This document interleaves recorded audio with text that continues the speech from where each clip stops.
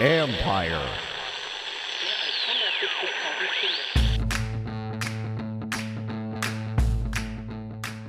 Hello and welcome to my podcast. Do me a favor, subscribe to the John Con Report wherever you get your podcast. If you're watching on YouTube, hit that like button, hit that subscribe button. You can find us there as part of Empire Media, AMPIRE.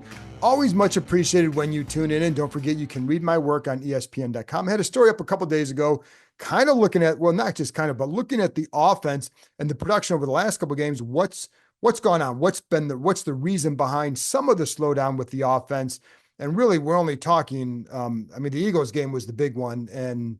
But anyways, that was up on ESPN a couple of days ago. It kind of went through the whole rib gate, and then just the opponents, the offensive line, the banged up offensive line, and how much it'll help having Brian Robinson. He's obviously been back, but having him healthy, the line healthy, and facing a team on Sunday that doesn't stop the run. And speaking of that team on Sunday, I'm going to be joined in a minute by Todd Archer, who covers the Cowboys for ESPN. I think you'll enjoy it because it's a lot of pain and misery in Dallas right now. And Todd kind of fills us in on all that. So stay tuned for that for a minute. But just a couple of things really quick. Marshawn Lattimore, you guys obviously ask about him a lot. And one thing Dan Quinn said today is that he did some speed work over the weekend.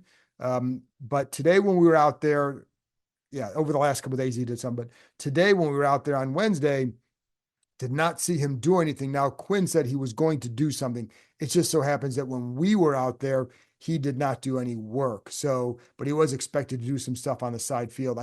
And Quinn even said that they'll get a better feel for him Thursday or Friday. I think if you're not practicing on Wednesday, even on a limited basis with a new team by this point, I think it'd be kind of tough to go on Sunday. So, this is still a week-to-week thing, and it could be another week before he really gets out there.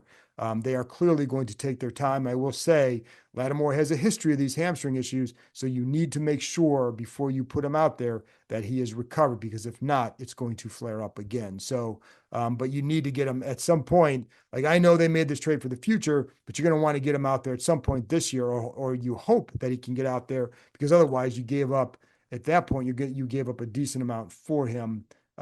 Anyways. So that's it for that one.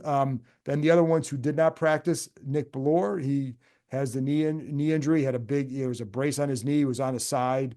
We saw him out there. He was on the side. And then you had Zach Ertz did not practice, but it was a rest day. And then also, it's funny because Andrew Wiley was out there and he had a big brace on his arm.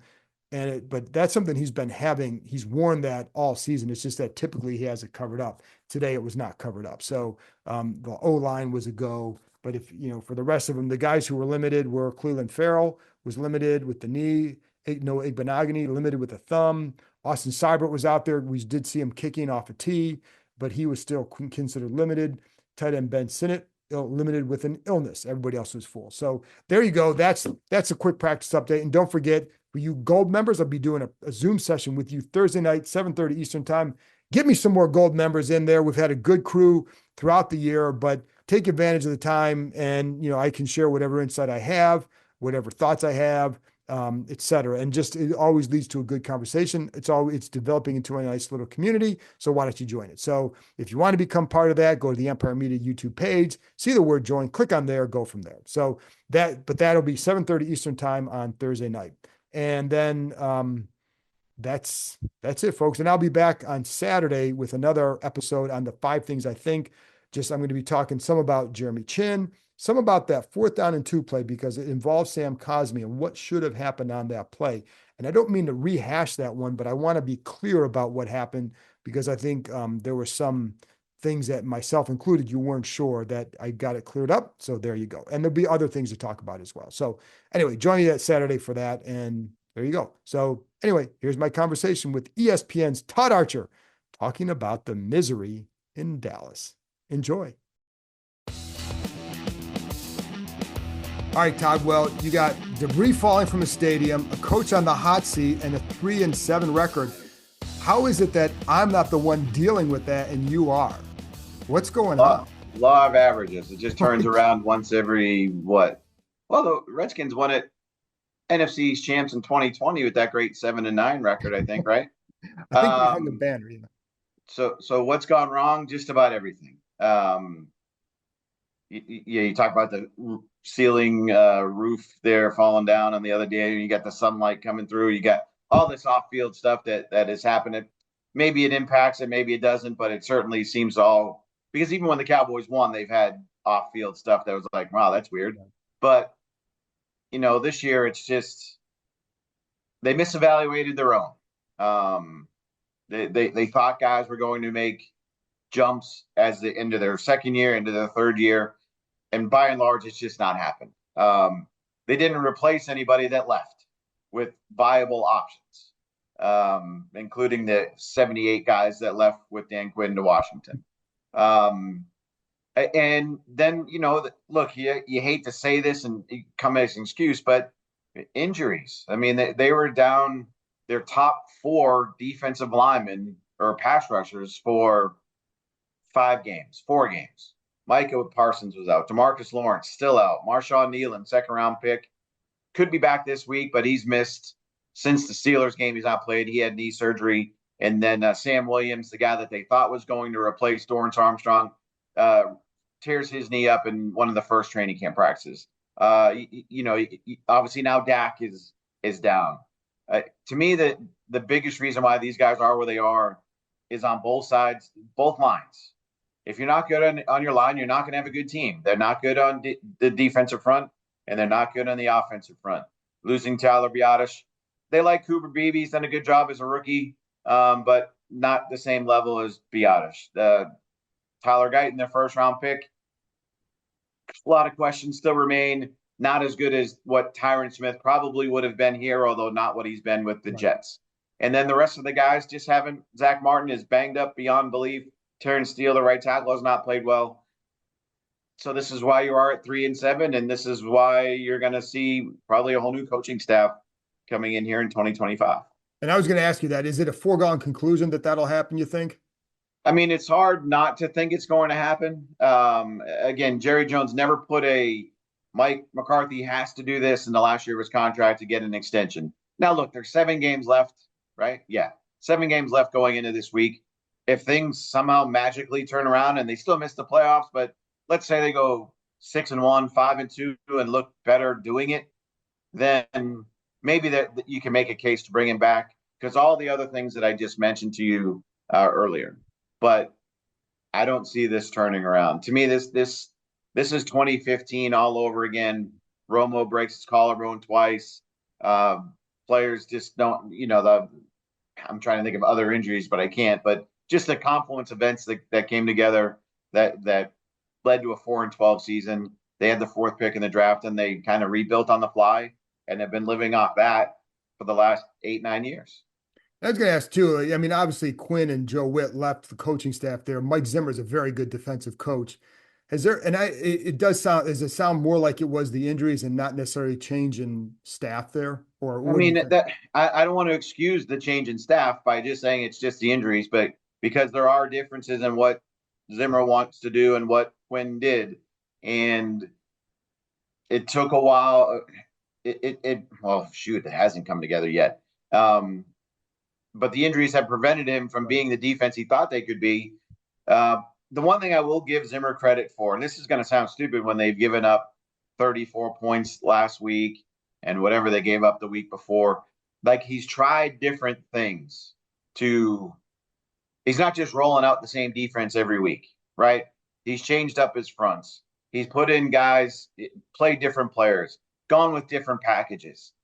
He's heating guys up with blitzes more than he thought he would have had to do. So he's kind of emptying his notebook a little bit here. The problem is they just don't have enough good players. Like their safety play has been subpar for a good portion of the season. Those 4 guys really, but really the starters, Malik Hooker and Donovan Wilson, haven't played as well as they have in the years past.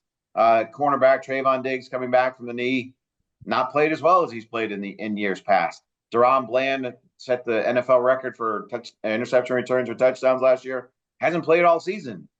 Jordan Lewis is a guy that has played really well, probably their best or second best defensive player. He's one guy that you look at and say, okay, he's met expectations. DeMarvion Overshown, second-year linebacker, missed his rookie season. Another guy who's met or exceeded expectations. those might be the only two guys on the entire defense because there's not Micah, you give him an incomplete. He's only played what 6 games. So those are the guys that like that's the issue they're running into.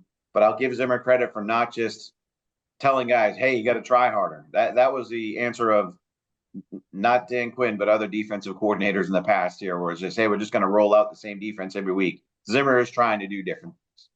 So when you look at like what they face moving forward, can they reload, or is this like, despite the names, CeeDee Lamb, Dak Prescott, and all that, Micah, do they have to rebuild or reload, you think? Okay, beyond those 3 guys, tell me the rest of the great players they have. That's why I say, like, you Right. have the names, but do they have depth and what they need going forward? And that's what they lost by not replacing the dudes that went to Washington and left, and Tony Pollard going to Tennessee and all this. They replaced him with Zeke Elliott. I know you're a Buckeye. He's done. You'll always have 2015 for Zeke, right? Or 2014, whatever year it was. Yeah. So that's kind of what they relied on this year, and that they're getting what they paid for in many respects. I would lean it towards more reload than rebuild. Because it's the NFL and things can change quickly. And I'll go back to 2015. They go 4-12. You don't think that they're a team that can compete. Well, they come back the next year and go 13-3 with a rookie quarterback. Right. It's a lot of the same players that played the previous years too. So I think in the NFL, the rebuild stuff is for the teams like you cover that were bad for a while, a decade. I don't know, 8 years, whatever. Since RG3, what, rookie year maybe? I mean, I'm sure they're missing something, but 2015. Don't forget 9-7 in 2015. Don't sell them short. Beg my pardon. But the Jacksonvilles. This one is more of a reload in some respects, provided Jerry Jones, Stephen Jones, Will McClay change a little bit of how they operate in free agency. I agree with the premise of don't go to the top of the market on guys you don't think are worth it. Right. I'm with you because rarely do you get your money's worth, right? I think we'd agree on that. Very much. But there is another level of free agency that you can go to beyond minimum salary benefit contracts or just above that to supplement your roster. Like at running back, the guy that they had targeted to first, and what I believe, no, it's not Derrick Henry, no, it's not Joe Mixon, no, it's not any of the guys that it was. Oh God, now I'm forgetting his name. Who signed in Cincinnati? Zach from the Colts. Oh yeah, Moss. Yeah, it was him. They got outbid by the Bengals. I covered the Bengals. That shouldn't happen. I mean, I know how that works. If I realize you have a price and you stick to your price, but at some point, I think it was $1 million difference, maybe something like that. That's a lot to me and you. Well, maybe not you. And they passed, and then they signed Zeke. And then before the Zeke, they were going to add Dalvin Cook instead. He's not done anything either. So, and some of that's predicated on the line and how poorly that they've played up front. But some of it is they don't have the ability at running back. Rico Dowdle's a good, solid player. If he's your running back 2, if he's your running back 2.5, I don't think he's a starter. It's funny because these guys felt like Zeke Elliott was done 2 years ago. So when he came back, like that's not a good sign. Habits catch up. When they signed Zeke, Jerry said he looked at what Zeke did the last, I think it was 5 games when Ramondre Stevenson got hurt and Zeke became their starting running back. And he was convinced there was still juice left, still gas in the tank. I think he had 1 game where he averaged more than 3 yards a carry. How bad is Trey Lance that he can't get on the field? Yeah, I'm not going there on that one yet. Right. Okay. I mean, everybody saw the preseason game. He had 5 interceptions. Right. So yeah, there's still 7 games left. Right. They will get a look at Trey Lance, right? It won't be this week. Maybe there'll be packages and he's out there, or maybe they'll struggle again and he'll say, we got to do it. I don't think you'll see it on Thanksgiving either, 4 days later, because how fair is that to bring him in as a starter Right. when you really don't practice at all. So to me, the target date, if this goes the way it's going, is December 9th, Monday Night Football against Cincinnati. And that's, you get 5 games left to evaluate him, for him to show you what he can and can't do. And by then you're either, what, the 3-7, they're either 3-9 or 4-8 or whatever the heck they're going to be. Right. So you'll have time to figure out who he is. And maybe they already do think they know what he is. And this is why they're not playing him. But I mean, until you see the dude play in a real game, I'll reserve judgment on it. For sure. And the other thing is Dak is still the guy in the future, right? Well, there's 231 million Right. reasons. So they don't. So in other words, it's not like they have to find their guy for the future. They still have Correct. their quarterback. So it would be to, yeah, it would be to, if he could be the backup quarterback, and or if he lights it up, right? Say he plays great the last 5 games, and then some quarterback star of team says the dude was the 3rd pick in the draft, and look what he just did, where there's most extended playing time. Well, then you'll get a better compensatory pick down the road. So none of the options are good. I'm not trying to like justify anything here, but yeah, it would be about see if he's your backup. His contract's up, Cooper Rush's contract's up. I think that's what it would be for. it's funny though, because, I don't know, funny, but well, first of all, I was going to ask you if you would call the next coach Dion or Coach Prime, but I don't know that you can even go there yet. So I won't even ask that, but I'll bring it up. Dion had his word when he said he's not leaving Colorado. He doesn't want to coach in the NFL. Yeah. So what? Maybe that's wishful thinking on my part. But how surprised, like with McCarthy, like, the big, and I know you wrote a story on all the goings on last week. People should read it. It's for a Washington fan, it would be entertaining right now because they've lost 2 in a row. It's like you should go read what a team that's lost, 5 in a row now? Is it 5 in a row? You can go read about them and feel better about yourselves. But and you had Jerry Jones talking on the radio about like he doesn't think McCarthy has lost the locker room. And it does sound like it's not really about him, but how is he perceived there? Perceived by, like, I'll agree with Jerry that I'll by the players. Yeah, they like Mike. He takes care of them. He's taken care of them ever since he's got here. That's what they appreciate that fact for him. And I don't want to sound like I'm just parodying the company line here, but there are certain instances where it looks bad and looks like guys are just kind of like preserving themselves. But I will say effort's not the issue. Right. And that's something that Jerry said. That's something that Mike McCarthy has said. The issue is execution. The issue is maybe the planning involved as well. I'm stunned, though, that this team has gone from 3 straight 12-5 seasons to being unable to get a first down. Like, you knew, okay, if you thought there would be a transition with the defense beyond the injuries, they thought there would be a transition. Fine. And I realized Dak has only missed, the last 2 games, right? But this offense was not good before Dak got hurt. And we can say, well, they didn't do anything. They have no one who scares you on offense. Well, show me all the guys that scared them on offense last year outside of CeeDee Lamb when they averaged 29 points a game, right? I mean, and Tony Pollard was a better running back than what they got. The line was better. All the guys just played better. Like that's what it was. Like the whole scheme stuff that people point to, and it's an outdated scheme, and it's the West Coast from the 90s, all that kind of junk. It's the same offense that they ran last year when they were tearing teams up. So what is it? And unfortunately, Mike McCarthy has kind of been set up here this year with how they approached their offseason when Jerry proclaimed it as all in and they did nothing. So he's going to be the one that takes the fall here, ultimately, with the way this thing's gone through the first 10 games. And then you also have other injuries, like you brought up Zach Martin, Jake Ferguson also as well. Which is another key thing. Like it doesn't sound like, I mean, is he going to be out? Brandon Cooks hasn't played since week 4. Right. Is there a chance for him this week? Yeah, there's a possibility he's back. But again, I mean, that's week 4 to what are we in? It's 8 weeks, right? It's week 12.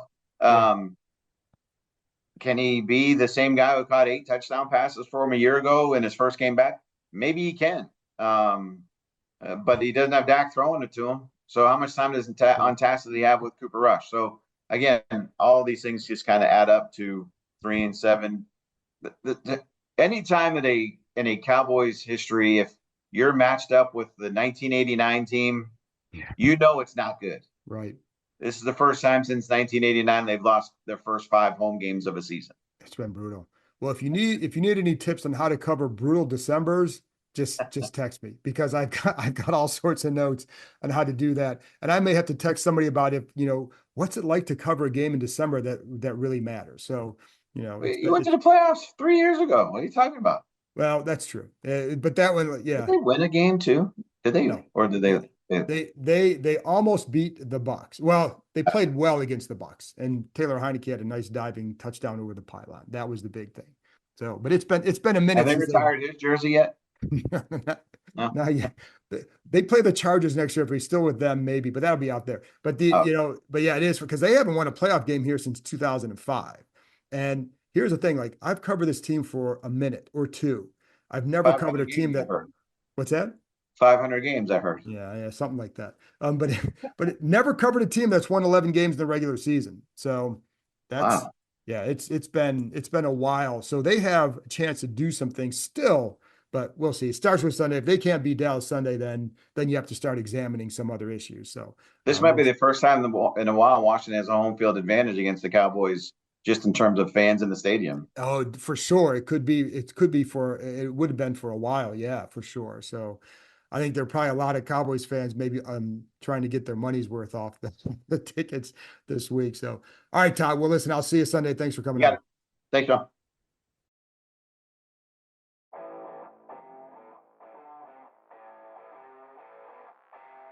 That's it for this episode. Thanks to Todd for joining me, and thank you, as always, for tuning in. I'll be back on Saturday morning with another episode. 5 things I think heading into the Cowboys-Commanders game. It's a big one for the Commanders. Got to get back on the winning track, folks. Talk to you next time.